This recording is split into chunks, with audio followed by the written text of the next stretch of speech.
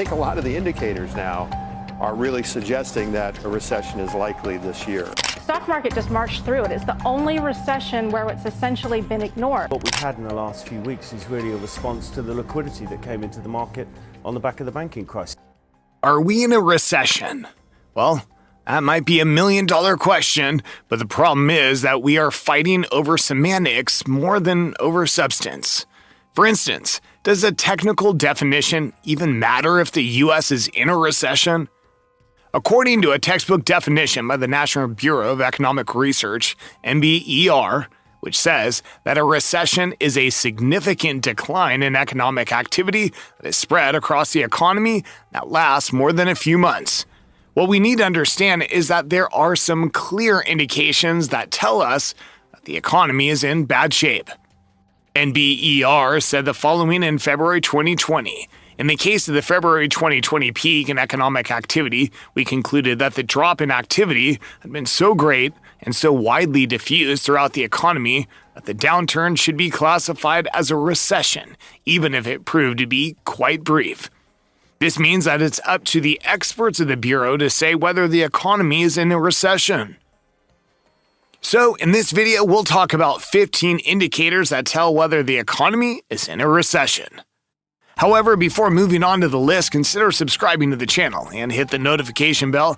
That way, you're helping to produce future videos on crucial economic topics. Now, first things first, what are the NBER's indicators? The NBER committee uses 4 variables to determine if the economy is in a recession: real income minus transfers, real spending, industrial production, and employment. So, let's take a period of April 2020 and June 2022. Let's take a look at the official White House blog. How do economists determine whether the economy is in a recession?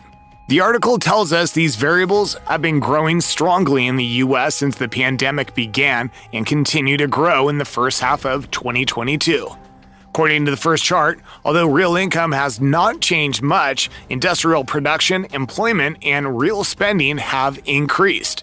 The committee doesn't directly consider inflation, but it is included in the real income and spending variables they track.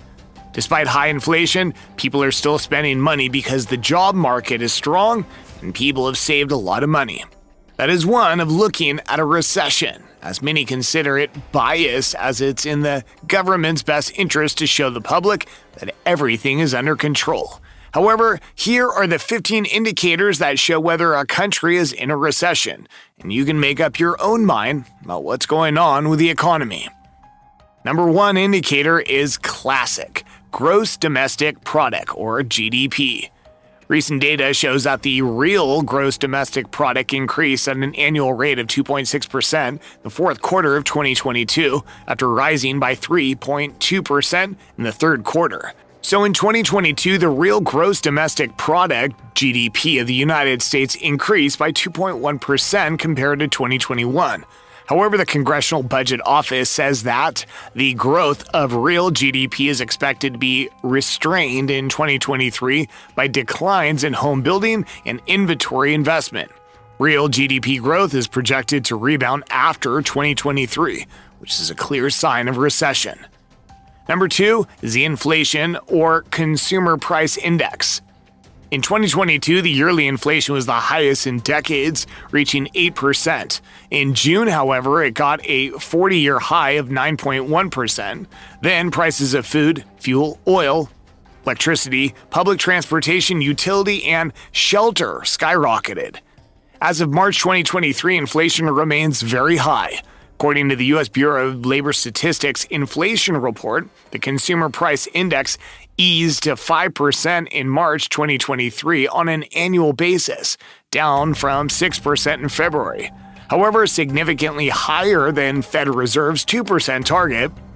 Food prices increased more than 8%, electricity more than 10%, and rent almost 9%. Plus, whether the Federal Reserve's interest rates hike will decrease inflation is anybody's guess, as there are other variables that affect prices. So far, it has slowed inflation, but it is clear that consumer price increase is more persistent than hoped. Number 3, Manufacturing Index. The ISM Manufacturing Index, which measures the health of the manufacturing industry based on a survey of executives, has been in a bad spot for 4 months in a row as of February. This is the first time it's been in negative territory in over 2 years. Of the 6 biggest manufacturing industry, 2, transportation equipment and petroleum and coal products, registered growth in February. Number 4, industrial production. The latest report by the Federal Reserve said that industrial production in February declined 0.2% from a year earlier. However, it was flat month over month from January. Number 5, retail sales. The condition of the retail industry in the U.S. may be the most vivid example of a recession. U.S. retail sales fell more than expected in March as consumers cut back on purchases of motor vehicles and other big-ticket items, suggesting that the economy was losing steam at the end of the first quarter because of higher interest rates. Moreover, retail sector feels the pressure of high interest rates as over 1,400 stores are closing this year. Amazon, Bath & Body Works, Walmart, and Foot Locker are among the chains shutting down stores. Number 6, Conference Board leading indicators. The index reports on the peaks and troughs in the business cycle for major economies around the world. Conference Board leading index went down by 0.3% in February. This happened after a 0.3% decrease in January. The index has decreased by 3.6% in the last 6 months, which is a more considerable drop compared to the 2.4% drop in the previous 6 months. This could be a bad sign that the U.S. economy might be going toward a recession. Number 7, stock market. Stock market has been changing a lot in 2023. In January, the S&P 500 went up by about 9%, but it went down again in mid-March. Now it's going up again because the banking crisis seems to improve. This means the S&P 500 has increased by about 15% since its lowest point on October 12. However, it's still not as high as it was 1 year ago. For the month, consumer discretionary did the best, rebounding 14.99% for January, but still down 20.51% for the 1 year period. Number 8, U.S. Treasury Yield Curve. When the interest rates for short-term loans are higher than those for long-term loans, it's called an inverted yield curve. This can mean that the economy is heading towards a recession because people think that there won't be much more growth in the future.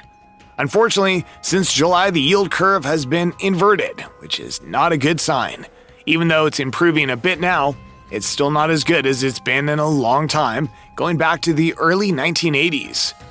Number 9, unemployment rate. According to the U.S. Bureau of Labor Statistics, total non-farm payroll employment rose by 236,000 in March. The unemployment rate changed little at 3.5%.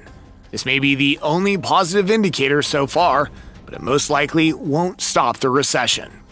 Number 10, initial jobless claims. Jobless claims in the U.S. for the week ending April 8 rose by 11,000 to 239,000 from the previous week. The Labor Department said Thursday.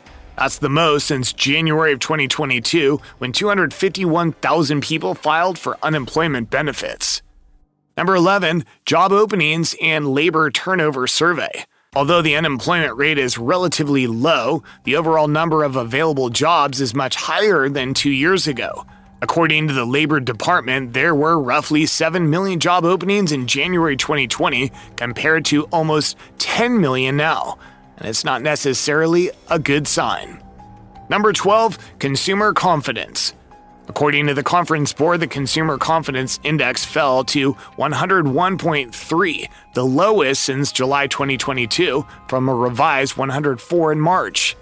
While consumers' relatively favorable assessment of the current business environment improved somewhat in April, their expectations fell and remain below the level, which often signals a recession looming in the short term, said Adamana Zildirim, Senior Director of Economics at the Conference Board. Number 13, Small Business Optimism Index. In March, the National Federation of Independent Business Small Business Optimism Index report indicates that the confidence index fell slightly from February's numbers. However, the index remains well below the 49-year average of 98. Number 14, housing market. Sales slumped 22% compared with March last year. The annual drop was steepest in markets across the western part of the country, where sales sank more than 30% from a year ago. It shows that Fed Reserve's high interest rates have more negative effects on the housing sector, which is one of the vital signs of a recession. If you're interested in the housing market, watch this video explaining the housing affordability crisis. Lastly, number 15 is Home Builders Index. The index increased by 1 point to 45 in April. Builders note that additional declines in mortgage rates to below 6% will price in further demand for housing. Nonetheless, the industry continues to be plagued by building material issues, including lack of access to electrical transformer equipment. Plus, new privately owned housing construction starts in the United States is significantly lower than last year. In conclusion, based on 15 indicators, a recession is more likely, and households should be ready to cope with upcoming hardships. Thank you for watching. If you enjoyed the video, hit the like button and share your thoughts on the subject in the comments section below.